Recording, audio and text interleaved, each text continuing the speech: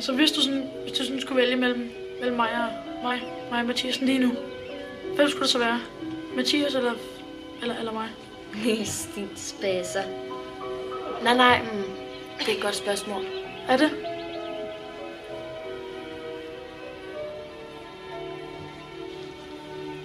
Lige nu vil jeg hellere have 2 venner end en kæreste. Ja. Venner.